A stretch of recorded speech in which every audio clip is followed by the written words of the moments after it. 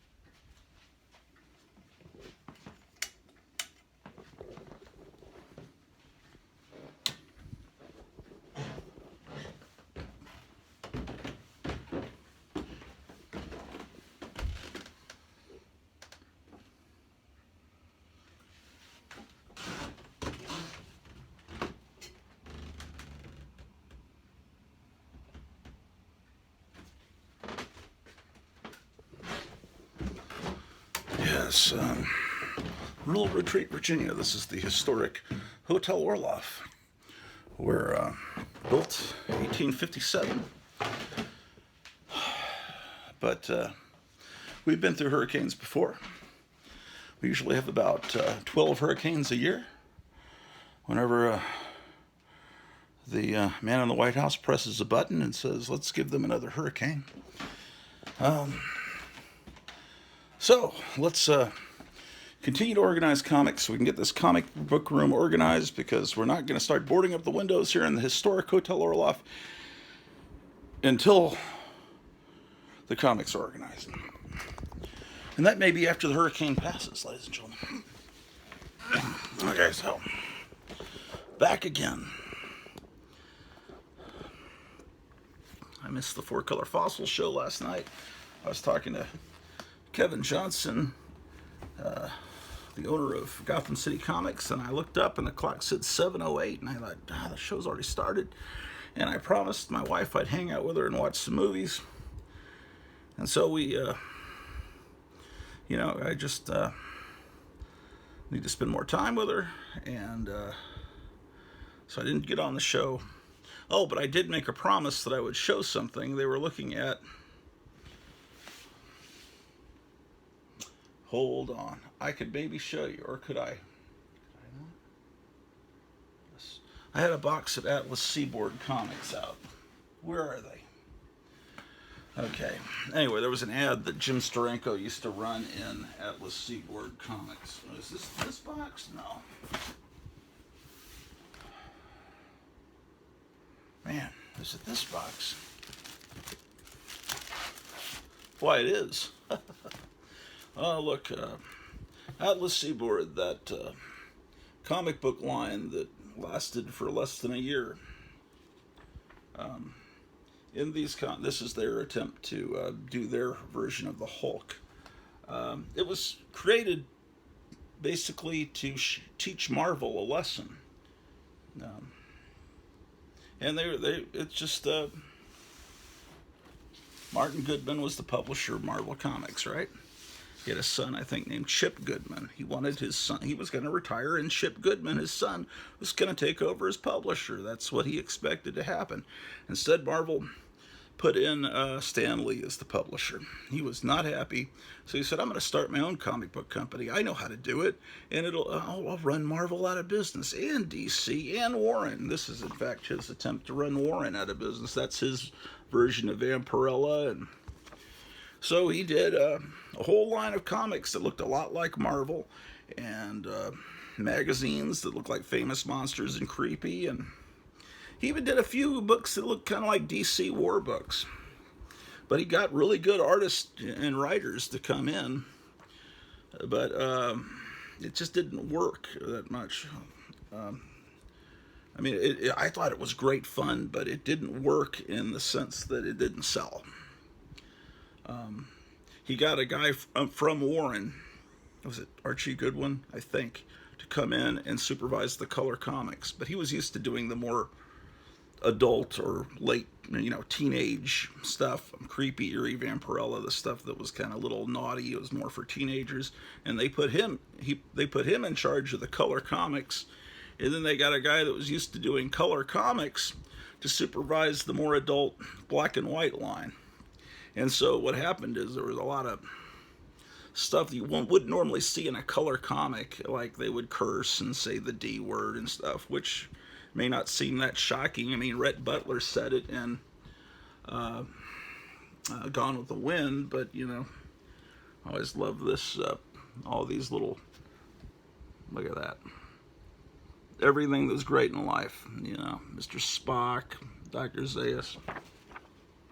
This is an ad for Jim Steranko's History of Comics. Jim Steranko bought, and he's advertising his magazine media scene up here. He had some deal where he had several pages of ads in every issue of these color comics. This is another example. See, the ads in the color comics look more like the ads you would see in a black and white horror magazine traditionally. It just, everything was kind of backwards.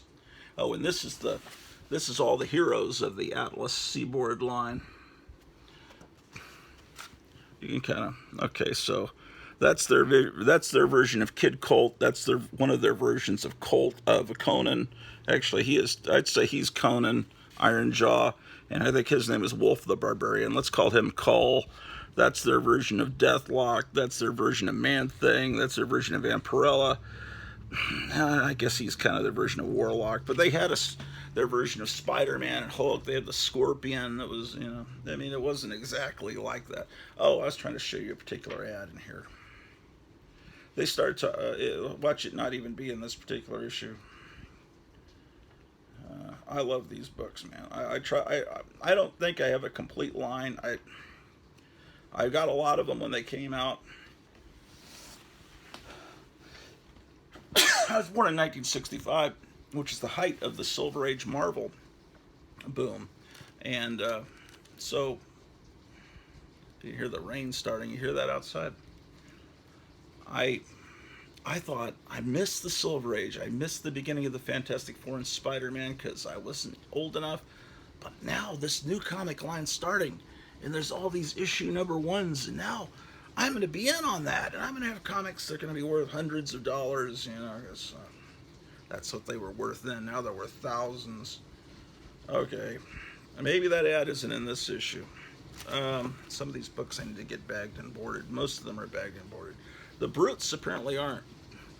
There was a time when everything was bagged and boarded, and then one time I looked, several decades ago, and a lot of the bags had gone bad, and I took them out and never replaced them. Some of them I did.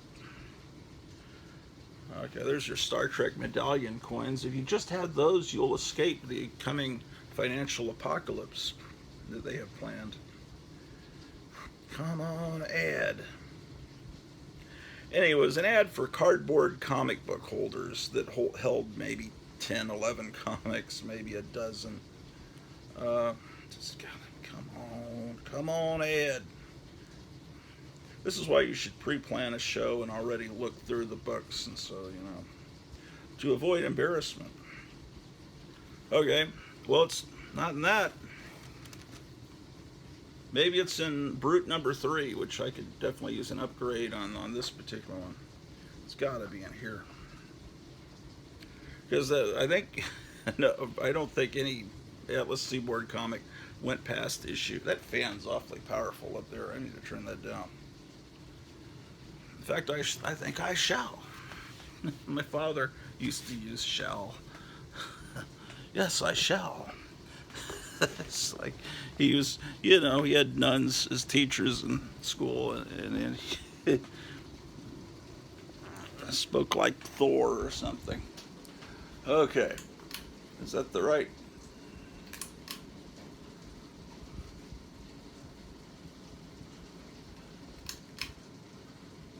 I I can't even tell if I'm doing anything.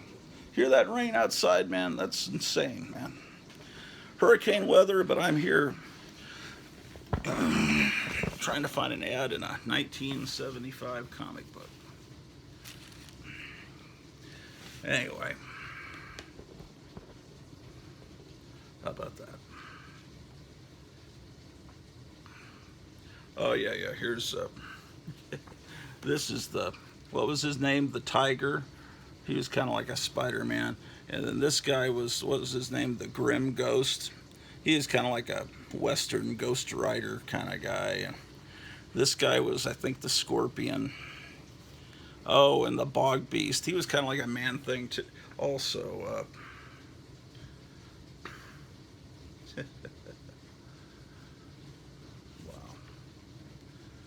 Yeah, buddy, come on, Ed. Anyway, I may just have to have you imagine what this ad looked like. Oh yeah, what's happening with? I forgot, man. I forgot when I said they had a guy that was. Okay, so Martin Goodman forms this company, Atlas Seaboard. Now, Atlas was an old name for Marvel. Marvel at one time was called Atlas, right, in the early 50s. He hires Stan Lee's brother, I forgot, to be one of the guys that runs this up. See, see, he's got this bullpen. This is supposed to be like the Marvel bullpen page with Stan Lee. That's Stan Lee's brother. That's what Stan Lee really would look like if he hadn't put on the wig. I think that's Stan Lee's younger brother, Larry Lieber. Stan Lee's real name is Stanley Lieber. Anyway, yeah. Anyway, a few years ago, somebody bought all these characters, and we're gonna create an Atlas Seaboard universe in the movies, which of course never happened because no one remembers these characters except for idiots like me. And I can't find that gosh darn ad.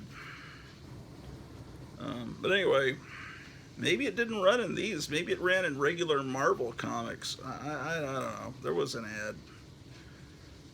Trust me, there was. I guarantee it.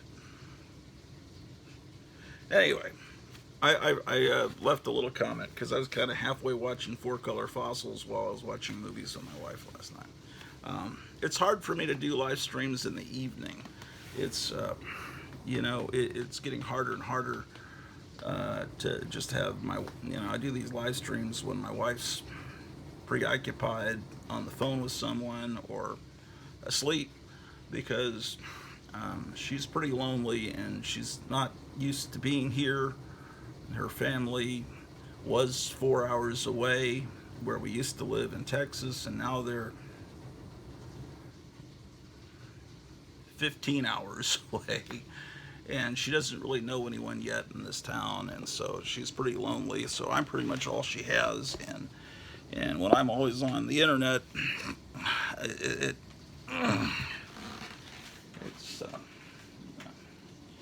okay. Where did that box go? It was right here. Oh, there it is. About to get crushed.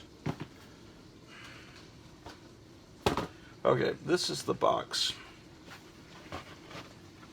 I need to put some beat up books in here too. This is just to let it keep its shape. This is the box that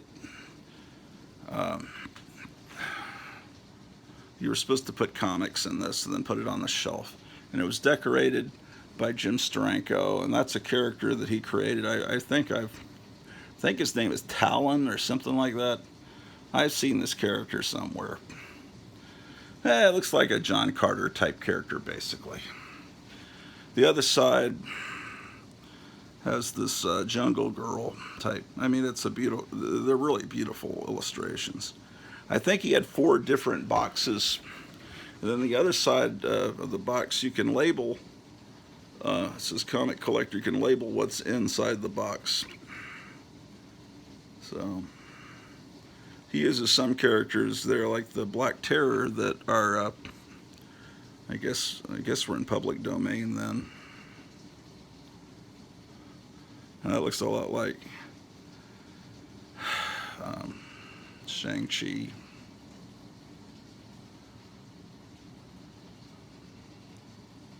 Or as the Marvel is teaching us, it's really Shang-Chi, which no kid pronounced it Shang-Chi back in the 70s. But in this stupid movie that came out, they make a point of lecturing to you. No, it's pronounced Shang-Chi. Okay, whatever. Here's the cougar. You can see much better shows about these. Like Metarog on YouTube has a complete collection of every Atlas seaboard. The one that's really rare is their attempt to do an Archie style comic. And I think that the thing is they were able to get these artists and writers to come over to them because they gave them, I think they let them keep their original art and keep maybe rights to the character. I don't know. Because this guy took this character Demon Hunter over to Marvel once this changed the name slightly to Devil Slayer or something. But a lot of artists that felt like they'd been ripped off by Marvel and DC came over. This is, sometimes I look at this and I think it's Ditko, but it's actually Larry Lieber, Stan Lee's brother, and Wally Wood inking him. So it's got an amazing feel. Last night, Graphic Man was showing these books, some of these. I think he was showing the Destructor. They just have a great feel. It's very nostalgic for me because this is my 4th grade year, and I was so excited about maybe the ads in this one, because I think he was showing these, and he opened it up, and they saw the ad for that, and I think it was in this issue. Was it? Man, I can't find it now.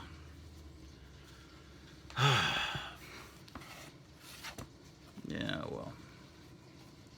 Oh, and they did a Son of Dracula comic because Marvel had the Tomb of Dracula. You can't copyright Dracula. And the Grim Ghost was kind of like their Ghost Rider, you know, their devil comic. Let's see if that ad is in Grim Ghost number 3. Oh, that means I don't have a Grim Ghost number 2. How depressing. See, it just really looks like Marvel. Oh well. What a shame that this line didn't last. This devil guy.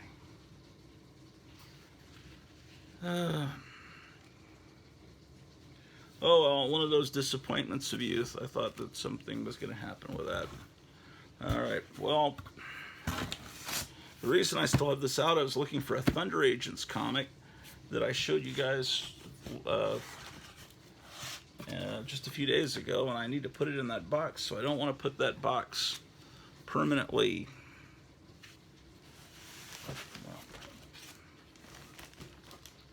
Okay.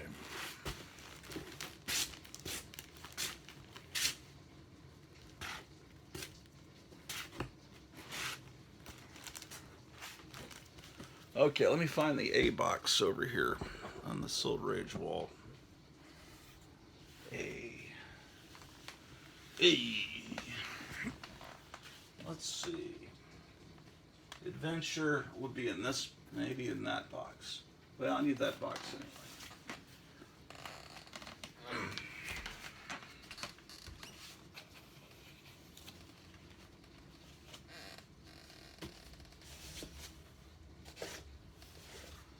Oh yeah, I brought the marker up today. This is Bronze Age Fantastic Four. I've got to label some of these boxes because that's slowing me down.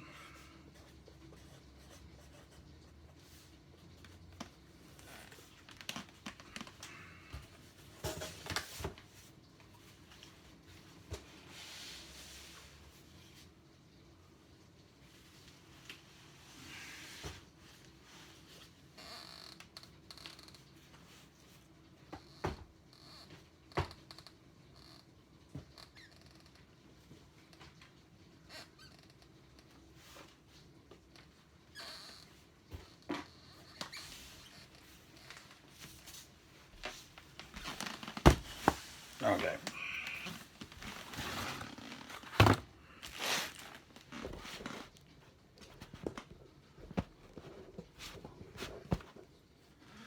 Okay, amazing. You guys are crooked. Let's get the camera straight. There we go, much better. Okay, so I have an adventure comic, 289 to file.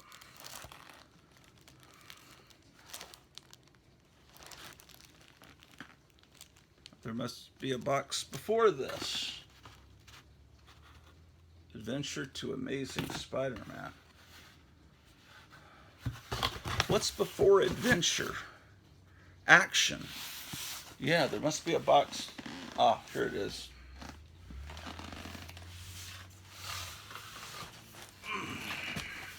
Because this adventure comic is too early.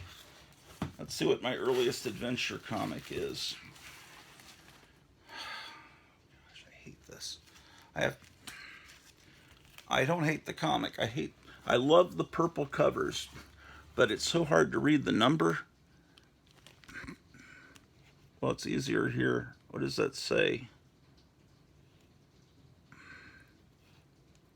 Does it say 208? I cannot.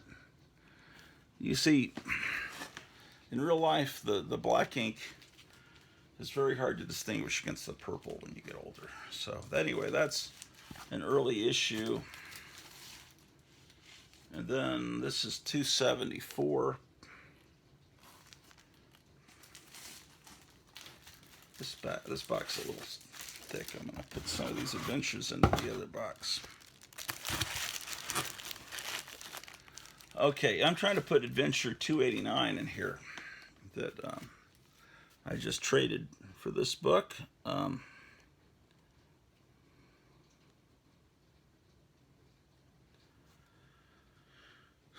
Apparently it's been graded, it's issue 289, it's been graded a 4. It's been graded. There's the interesting little grading scale.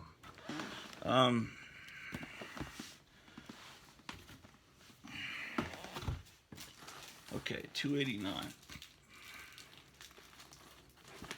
It's one of the last of the 10-cent comics, so that'll help me. Okay, so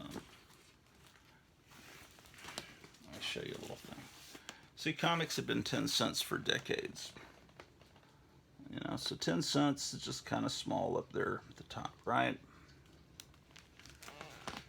But then the end of 1961 approaches.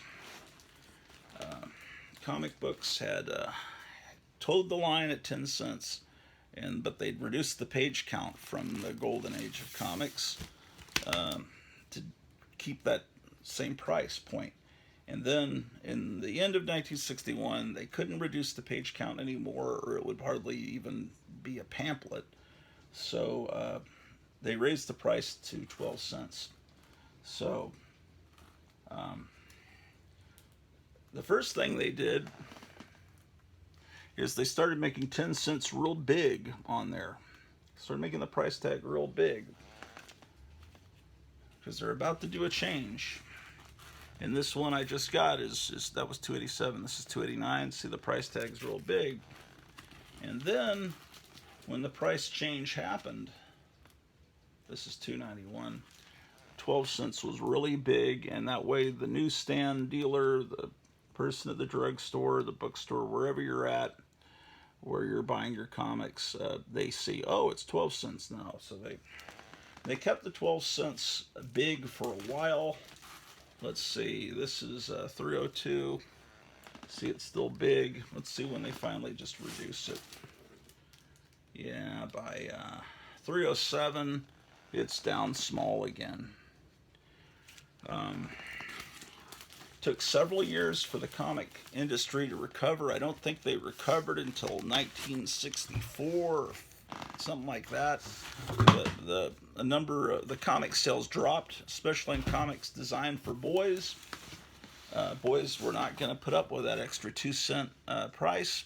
Comics designed for girls, the romance comics, the Archie comics, the Lois Lane books, their sales remained consistent, and girls kept buying them. Girls didn't mind paying the extra 2 cents. Boys, I guess they had other competition, cap guns and whatever, army men,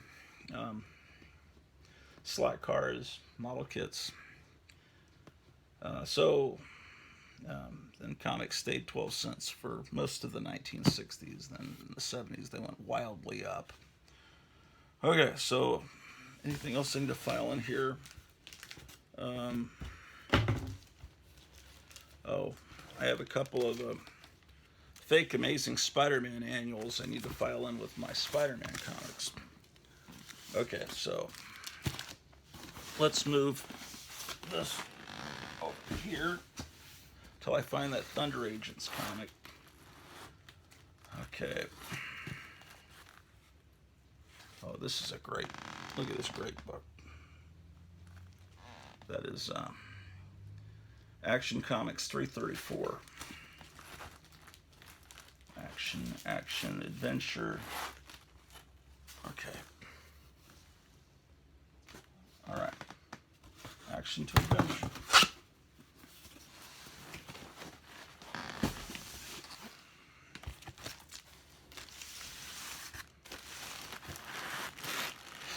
Now, I don't have much Silver Age Spider-Man. I'm really embarrassed. I never had a way to get the old Spider-Mans. I would read the old stories in Marvel Tales, which reprinted Spider-Man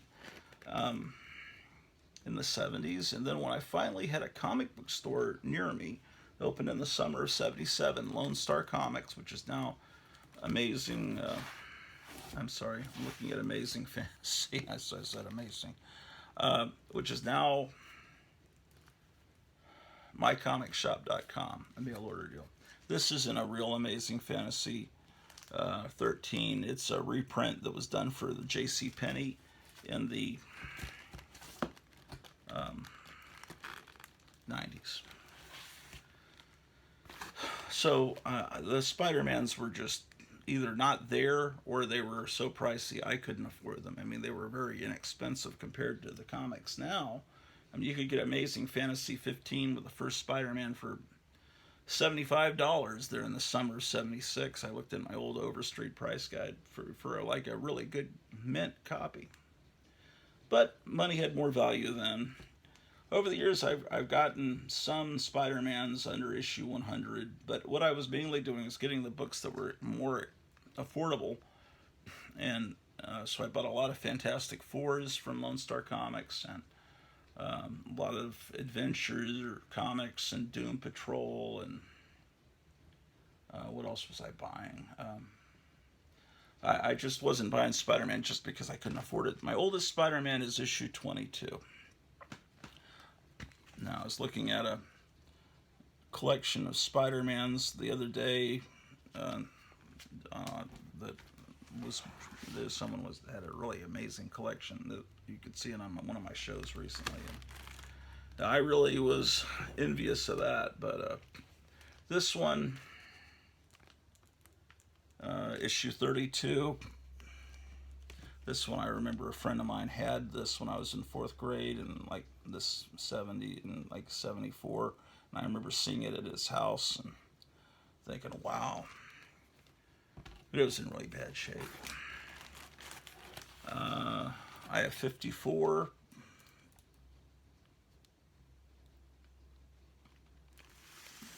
I guess I should get closer to the camera. 55.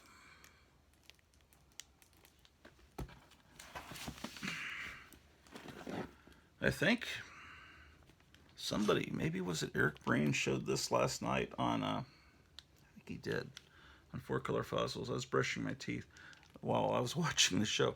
This is issue 57.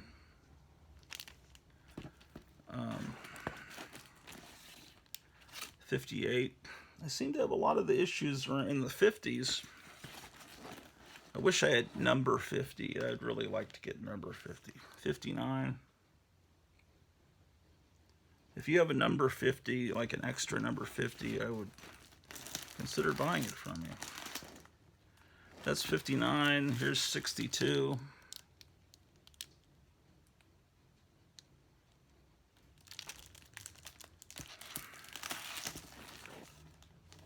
There's 64. Oh, this one I just got recently from Gotham City Comics. 64. 65. 66.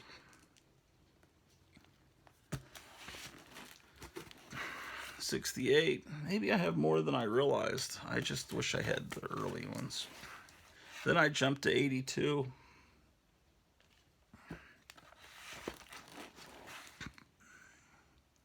Here's 86. That shadows the Black Widow. 87. Actually, I've got quite a few. I didn't realize I had this one. 88.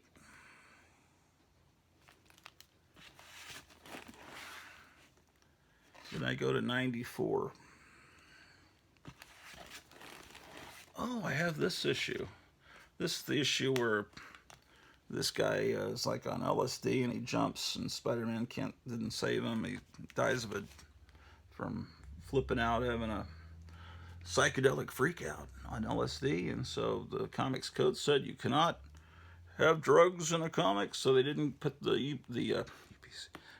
Comics Code Authority symbol on there. See, so the Comics Code Authority, so Stan Lee published it anyway, and it got on the stands and it sold, and that completely showed that the Comics Code didn't really have the power that it did have. And they were on the wrong side, because this is an anti-drug issue, and drugs were a real problem in that time period in the U.S. So, well, they still are. So this was actually a good thing that Marvel was doing. So it embarrassed the Comics Code Authority to the point where they loosened up. And because this came out, the Comics Code Authority rewrote some of their standards that people thought were too strict. And some of the standards they relaxed were allowing monsters, vampires, zombies, the living dead in comics, which caused, not long after that, an explosion of monster comics from Marvel and DC. And that's when I came along as a little kid. I think I bought my first comic when I was 4 in 1969, Choo Choo Charlie from Gold Key. And I was in love with the monster comics. Okay, so after that point, all the comics, the Spider-Man comics that are 20 cents and up, are going to be back here in these boxes, because I consider them Bronze Age. As soon as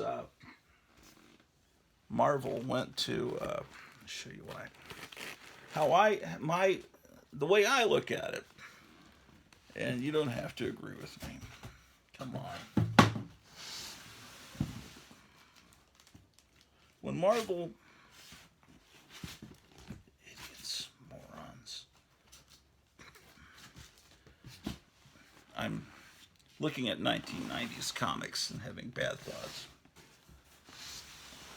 Like wondering why I even own them.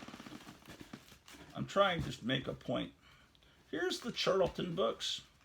Here's the Thunder Agents book I've been looking for. My gosh. Okay, that's fantastic. Okay. Yikes. Shit. I mean, shoot. See, Marvel went to 20 cents, and they put Marvel Comics Group going across the top. I call it a cigar band. I don't know what other people call it. Whereas Marvel had been doing this corner box where it says Marvel Comics Group in the price.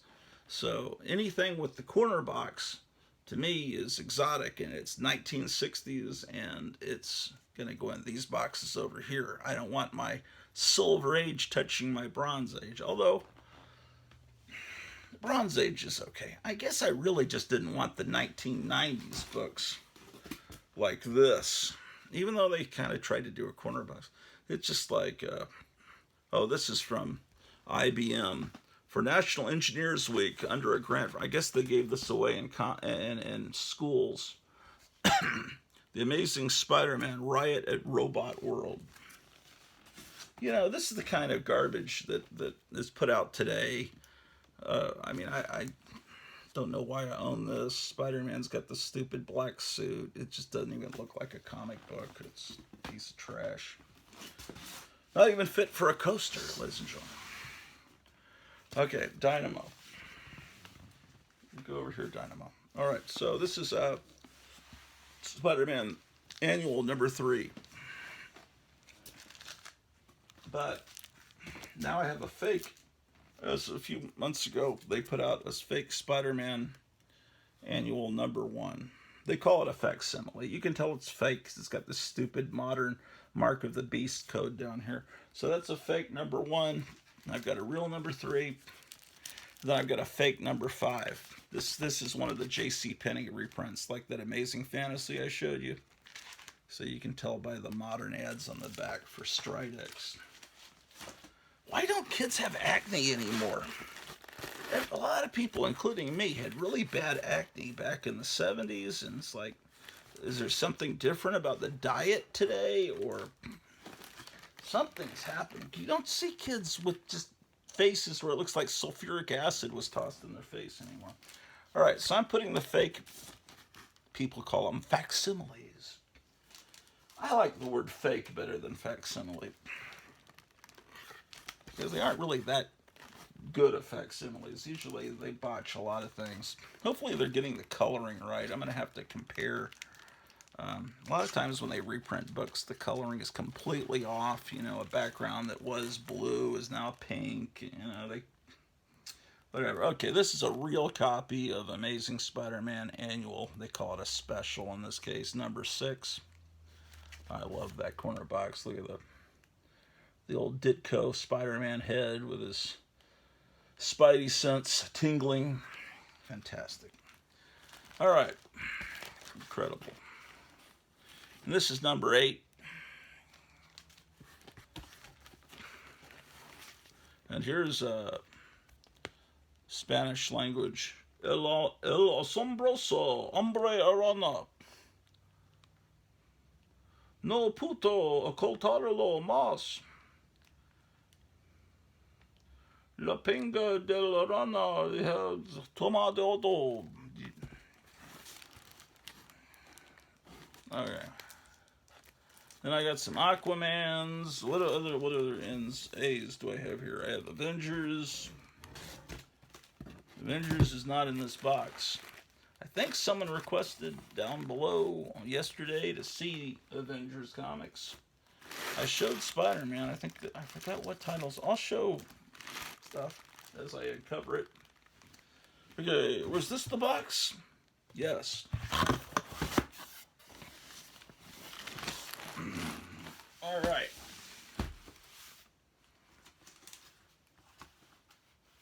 Oh, let's get this Dynamo in.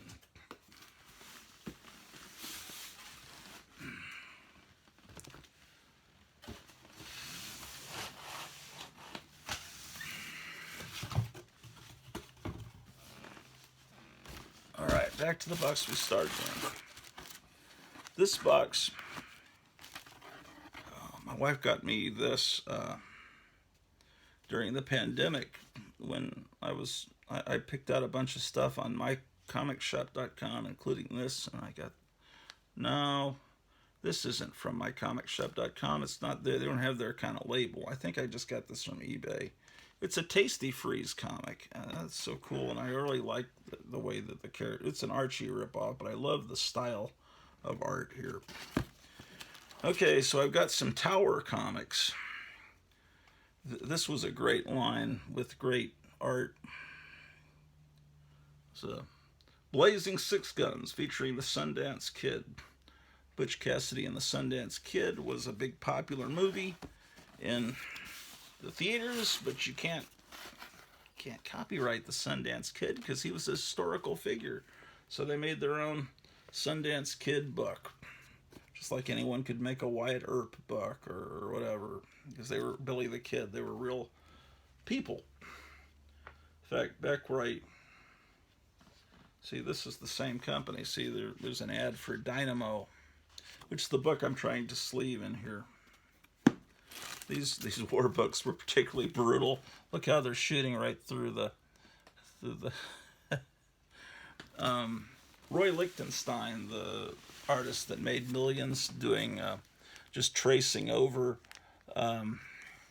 art from comics. He had a painting very much like this. He would just take like an image like this from I think he did. It was a very similar image to this, and he just turns it into a giant canvas, and where you can actually see the dots. And it was supposed to be pop art, like Andy Warhol, painted a can of Campbell's soup, things that you just are everywhere on every shelf. You don't think of them as art. They would turn them into art, and just stuff from comics, they considered it, well, it's just not art. It's just something so common. I'll turn it into art. But it is art, and it's a shame that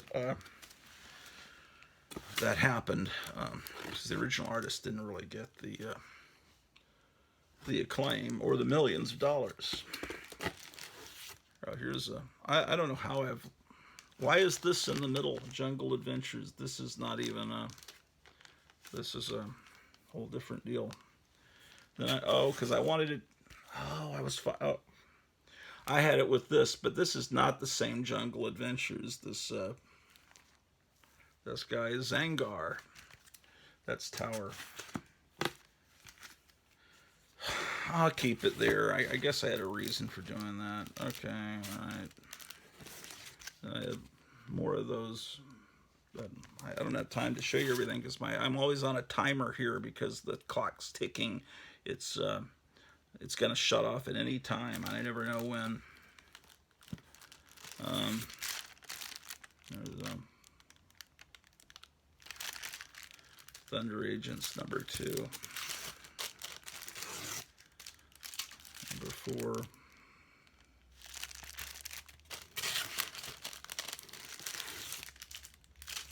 #7.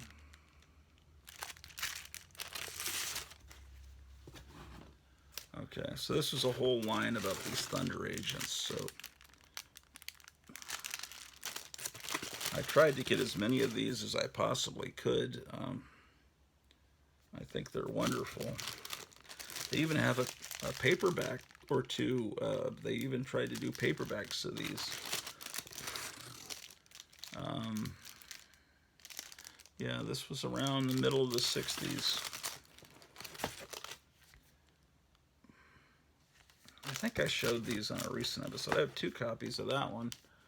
But do I not have any copies of just plain Dynamo? What's going on here? Oh, these are the books I was going to show on show last. Okay, so I have Dynamo now. I'll add that before Thunder Agents. He's one of the Thunder Agents.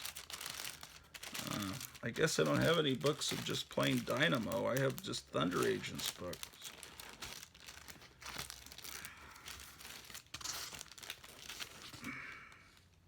Okay, this issue of Teen In, I thought I saw another Teen In after the Thunder Agent. No? What? I'm gonna... Oh, this is what confused me. I saw this one. Tippy Teen. Oh, that's Herman's Hermits on the submarine that's following her. Okay, so I saw this, and you can see why. Well, I thought for first it's the same comic. Isn't that great? The 1960s were a wonderful time. Okay, so I'm going to put the Teen In with the Tippy Teen because they look like they should belong together in the box. Here's Tippy Teen's happy birthday. It says first, but someone wrote 54. That's probably which old she... No, she would be much older than 54 if she was a teenager in the 60s. I'm 58 and I was born in 1965. Oh, the 1960s is such a wonderful time.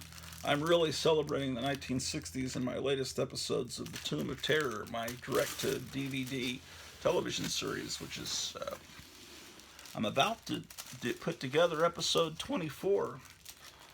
Episode 24, I'm going to have my wife kind of be there with me during the editing process and get some of, ideas, get some of her her contributions. This is a cover. They suggest that you color it, but luckily no one's ever done that. Okay. Yeah, I was going to show these last night on 4-color fossils. I just... It's all right. Okay, so... Oh yeah, here's Weird Suspense featuring the tarantula. Yeah, I'll show you some more of these. Here's Wolf the Barbarian, see? They weren't subtle about trying to make their books like Marvel. See, they even do the cigar band across the top just like Marvel did. But kids, I don't think, were fooled. Those, I mean, I think everyone knew those weren't Marvel comics, but they seemed appealing. It was like something new that was starting. Well, the sun's starting to come out. Maybe they canceled the hurricane. Maybe Joe Biden's been enjoying my television show and he's decided to cancel the hurricane he had scheduled for a royal retreat because we all voted for Trump here, like they did to Texas a few years ago.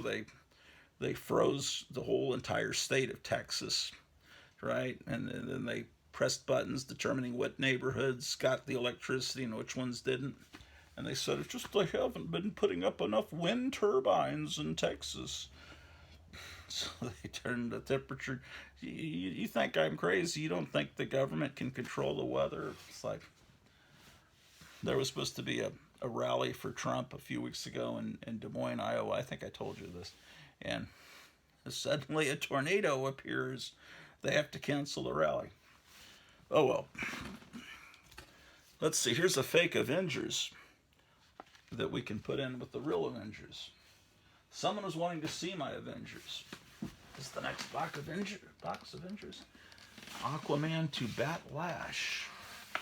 It would seem so. Oh boy, I'm going to have to stand up, ladies and gentlemen, to do this. Horrible. But at least, let's get over you. There we go.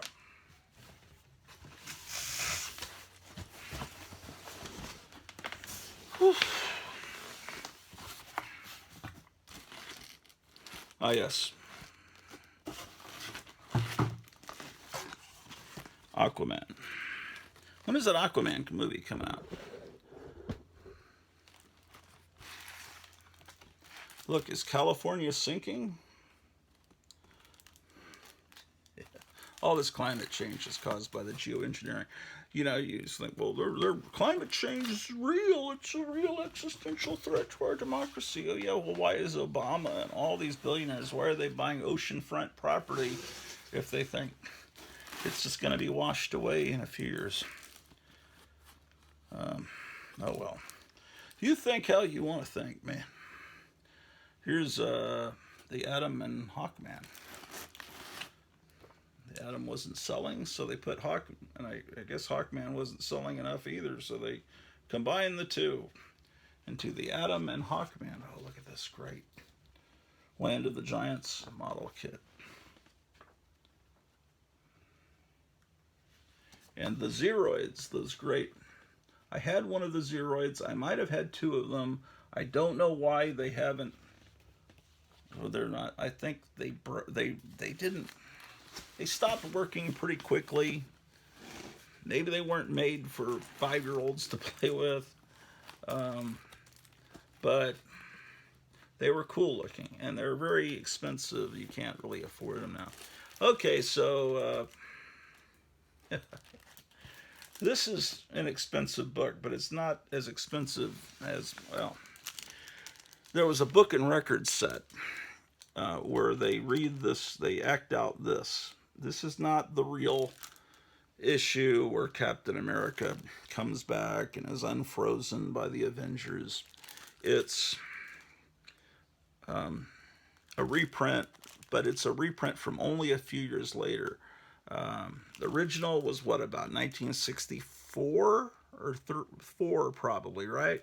And this was printed in 1966, or maybe early 67. Golden Records had a book and record set. This was slipped inside the record. I think I have the record. I have a record, but I have 2 copies of this fake Avengers, but it's still a Silver Age comic. It's still from that time period. I've got another copy that's not quite as good a shape, but this is the whole story's there. Just they don't have the ads. I think it has some value, but nothing like the original issue. So no. I'm not going to say so yeah. I'm going to say so no. So no. And instead of saying kind of cool, I'm going to say sort of frigid. Here's a. I'd rather say than so yeah. So yeah. This is the a fake copy of Avengers number 8. The squares call them facsimiles. The cool people call them fake. Yeah, so if you call it a facsimile, you can just sit on it, nerd. You're a square. That's number 8. How about that? Here's issue 13. My good friend Randy, right before the pandemic, gave me an entire long box, his entire collection of the Avengers. This is where his collection started. He's 7 years older than me. He was buying the Avengers during the Silver Age, and then some of them he would buy through Robert Bell's mail order catalog. And so this is probably one he bought through Robert Bell. In fact, when I got them, a lot of these were still in their Robert Bell bags. I saved a few of them. Someone wrote 1966 on this.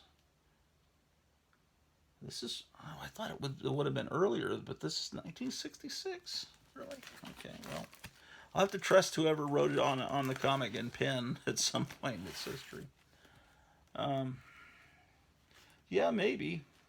Yeah, the corner box changed a little bit as the 60s evolved. This says the Mary Marvel Marching Society wants you. This is 14. Yeah, he has all the Spider-Mans going back to almost issue number 1. He didn't want to give up that, but he knew that his daughters didn't have any interest in the Avengers comics, and he knew if he tried to sell them through Heritage, he thought he wouldn't. He just didn't think that would be a good idea, and he thought I'll just give my collection to someone that wants it, and they'll take care of it. So this is Avengers 15. So he did that, and that's one of the coolest gifts I ever got. That was right before I retired, right before they released the pandemic in order to distract us from Jeffrey Epstein.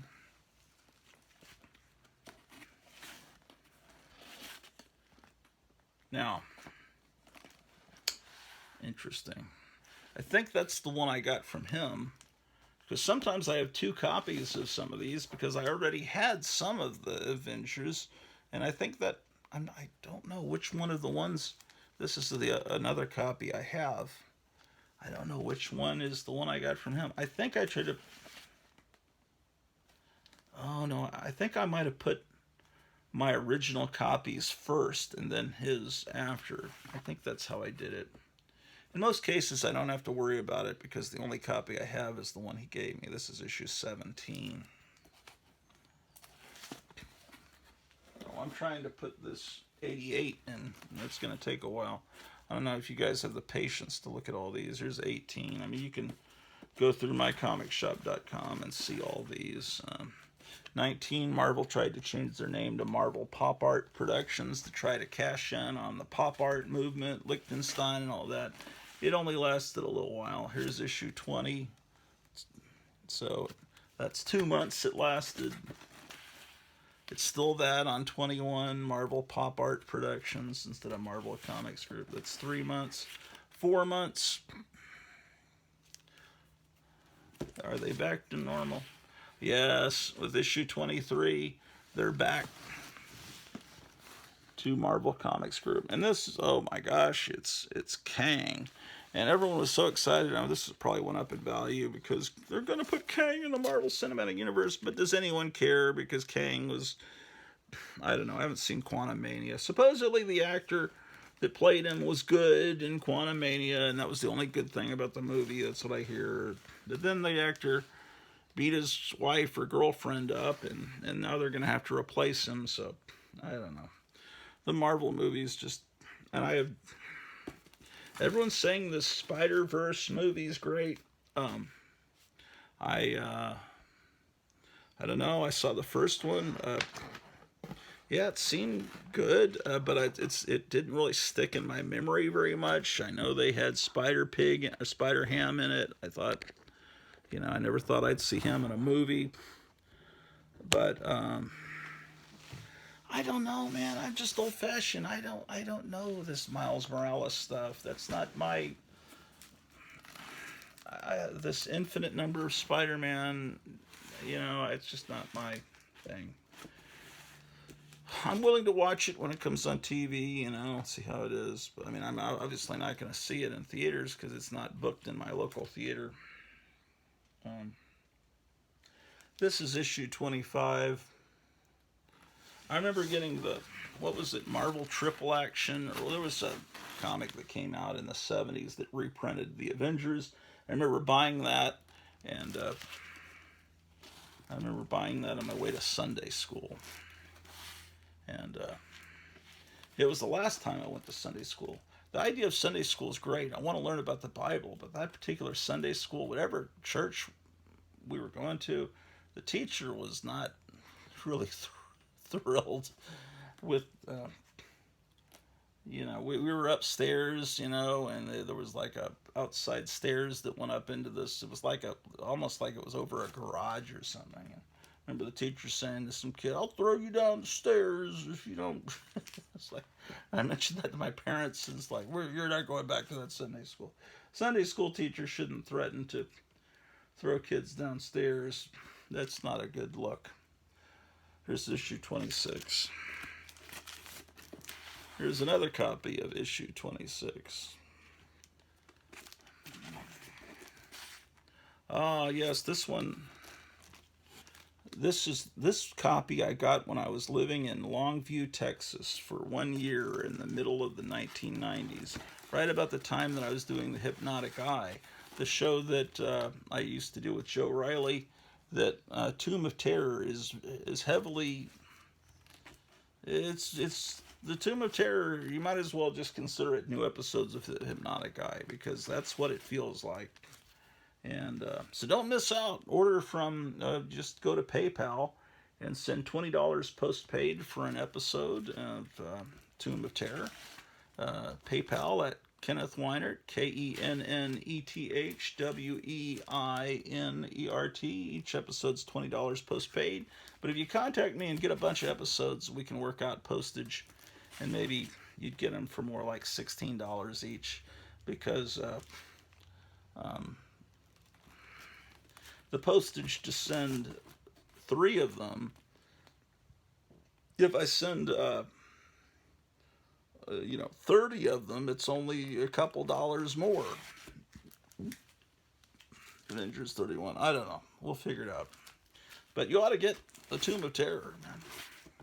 How dare you not get Tomb of Terror 32? As the summer progresses, you will have a horrible, miserable summer if you are not watching the Tomb of Terror. 33. Okay, we could look at all those, but let me get this in here, man, because I got things to do. If you really want to see the rest of the Avengers, I've shown them before. Oh my goodness. Let's take a look at, this is, let's compare them.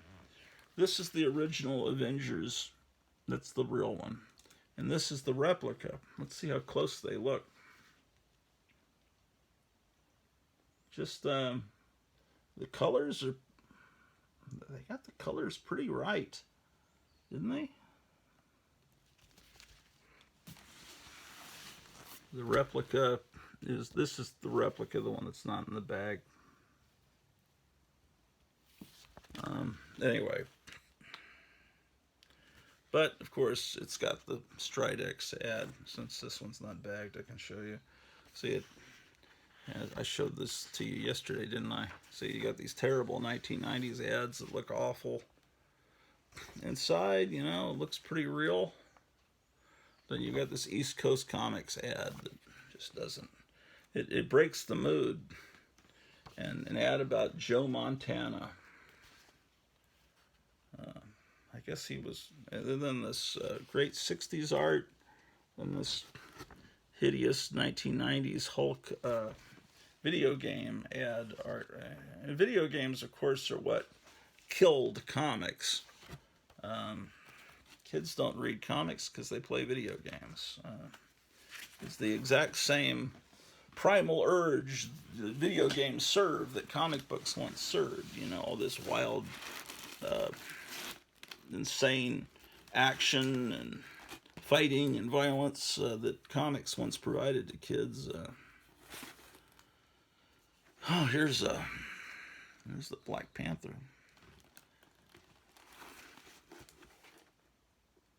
And here's what Marvel's Captain Marvel should look like.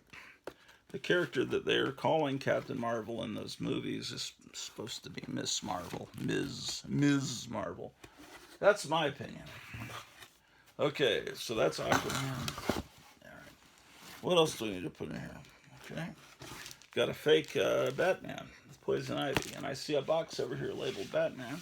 Let's get that out.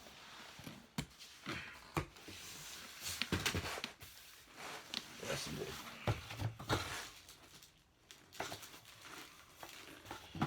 All right. Batman 181.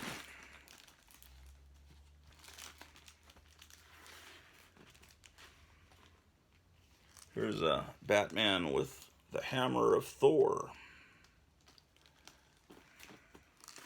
Not Marvel's Thor. I mean, you can't copyright the character of Thor. You can copyright a look, but Thor is a... In fact, today is Thursday. It was originally Thor's Day. This is the day that they honored Thor. Here's 190. We're trying to get 181 in here.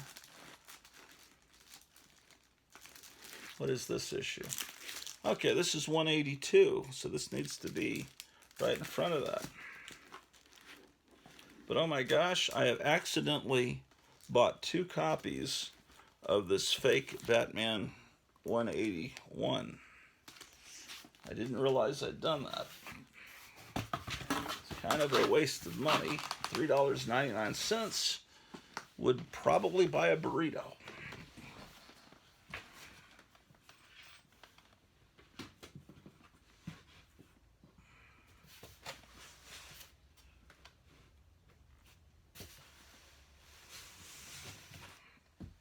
So how are you guys doing on this wonderful Thursday? Are you enjoying the hurricane? You have hurricanes where you're at? You do? That's great. Okay, so now I've got to put Captain Savage in. So I got to find a box that says C.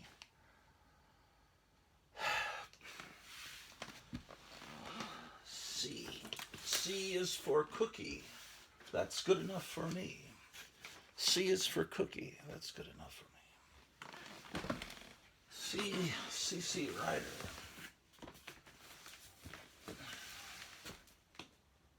All right.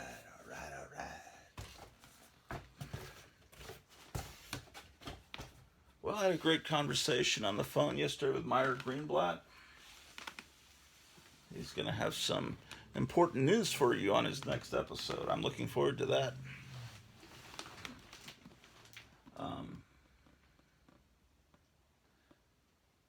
I think his channel could explode and he could wind up with 1 million subscribers.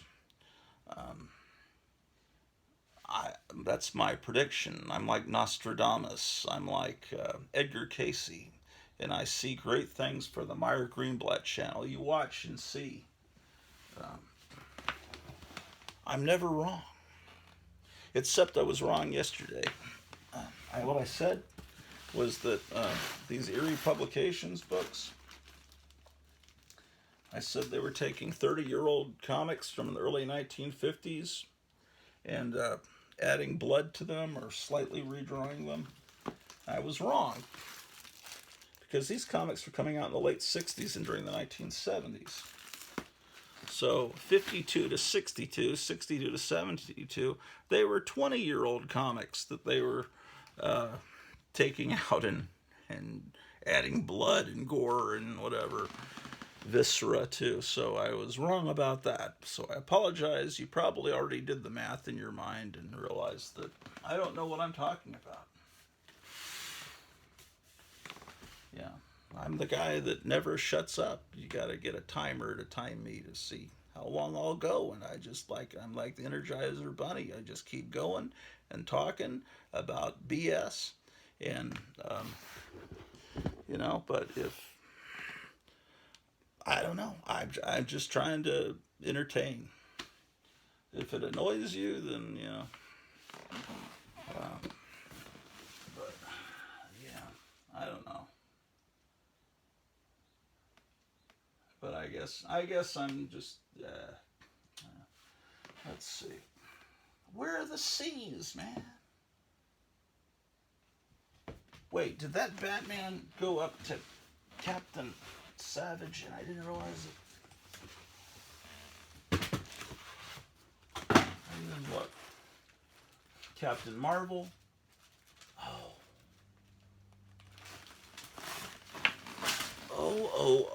O'Reilly. Auto Parts.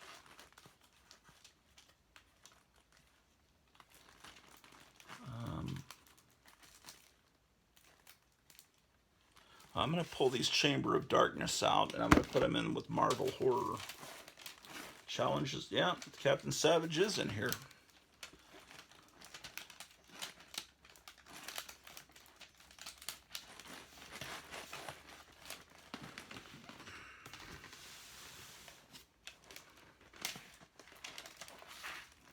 Okay, so Captain Savage and his Leatherneck Raiders. This was a...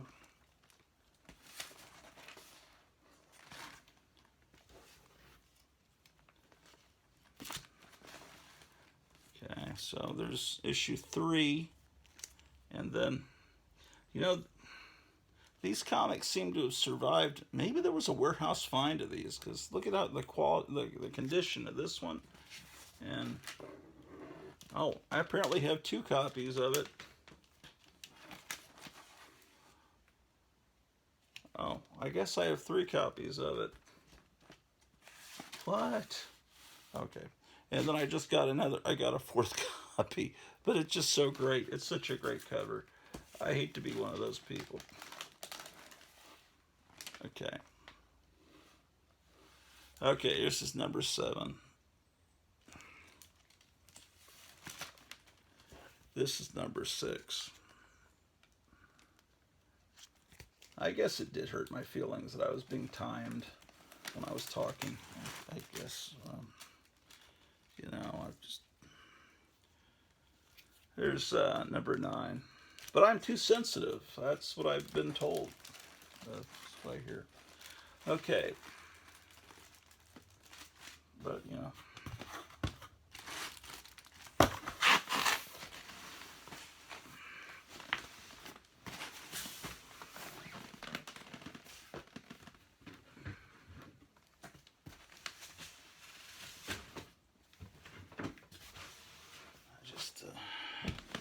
okay, so now there's not going to be a lot of Conan the Barbarian in fact, I think this is the only issue of Conan the Barbarian that I would consider to be Silver Age, because it still has the corner box. This is a fake Conan the Barbarian, number 1. I think with issue 2, no. They had the corner box up through issue 3, because they had the Grim Gray God, and I used to have a t-shirt when I was in 3rd grade of that issue of Conan the Barbarian. And it still had the corner box. I think by issue 4, maybe early, it went to the stripe across the top. And so all those Conan books are back behind me. I was just looking through those the other day. I'm going to be getting some color Conan comic books from Gotham City Comics and some Savage Sword of Conans from him soon. and trade for the acclaimed Tomb of Terror television show that I'll be sending him some episodes of.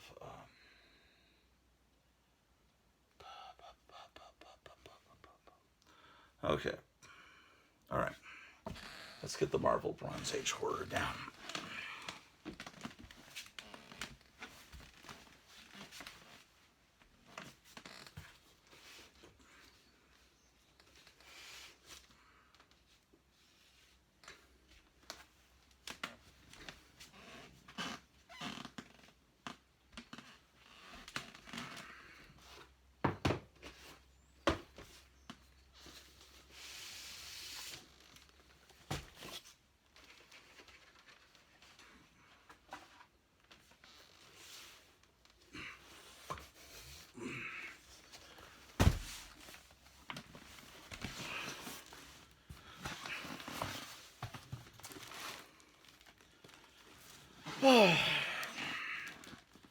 Okay. There's Creatures on the Loose. Look at this wonderful Stranko cover. Yeah, I'm going to go ahead and put Silver Age. I don't know. Some people would consider this Bronze Age. I don't, because it's still 15 cents. But I'll put it in here with these books. Chamber of Chills. You know, I don't think there were any issues of Chamber of Darkness that came out in what I consider to be the Bronze Age. Because they go from Chamber of Chills is definitely... well, here's the difference. Marvel, initially, with these books, they have new horror stories, like DC was doing with House of Mystery and House of Secrets and The Witching Hour and Ghosts. But they initially did these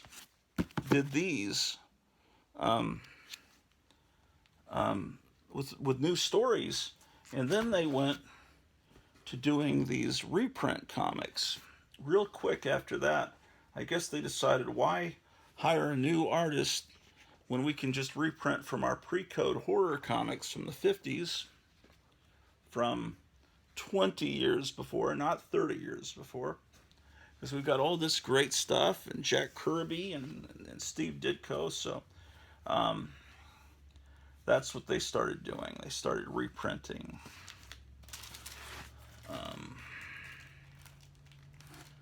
for the most part, except for like supernatural thrillers. This comic. Okay. I have 2 boxes of Marvel Bronze Age horror. Now I'm going to need to... I shouldn't have pulled these out. Yeah, I'm not going to do that because I'm going to keep the Chamber of Darkness with the Silver Age books, because then I'm going to have to find my other box of Marvel Bronze Age horror and Moose, because they're going to get packed too tight in this box. So I changed my mind on that. Let's get these Chamber of Darknesses back in. I'll show you them while we have them out. This is number 3. I have another copy of 3. I have 4. And I have 6.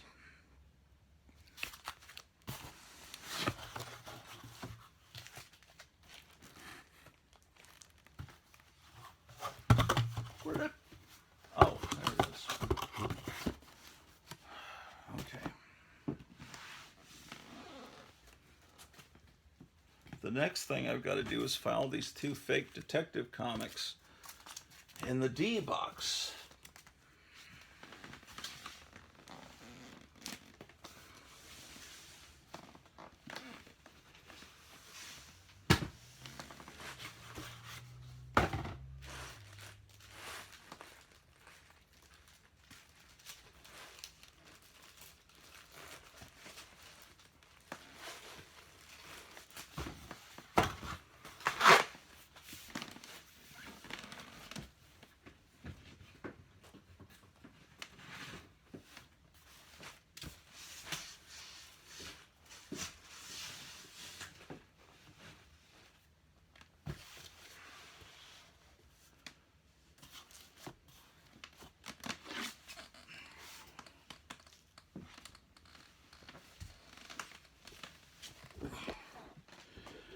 Okay.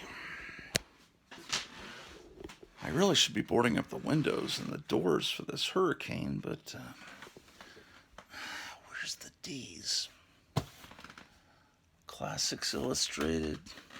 Well, let me move these records. I gotta get these records into the other room.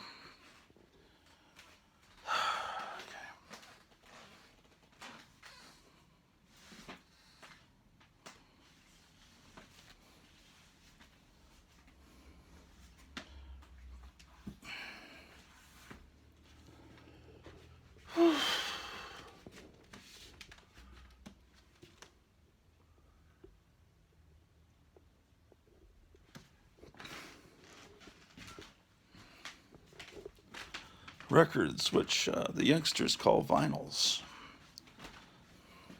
They're highly collectible now.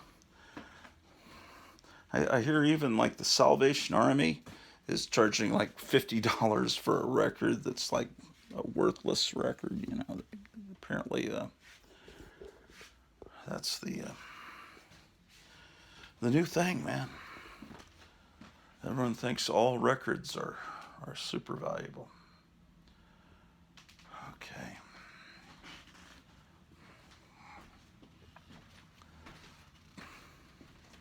Well, I'm getting some progress done today. I filed, what, about 5 or 6 comics?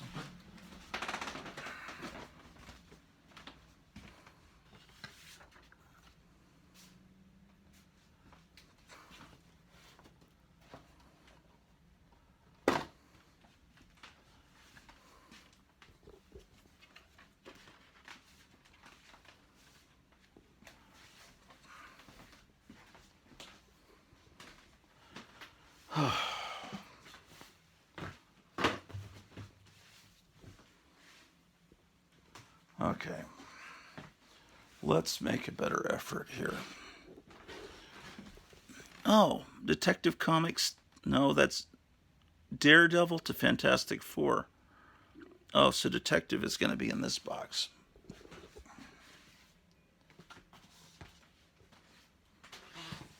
Look at this little book. Looks like Pete. Recently, I found a picture of a student.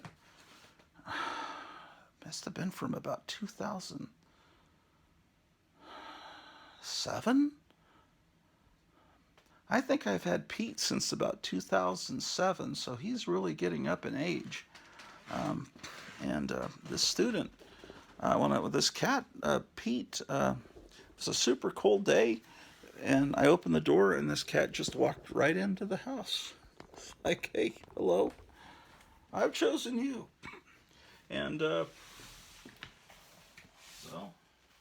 I already had a cat named Princess, and they kind of sort of got along. Eventually, they got along much better, but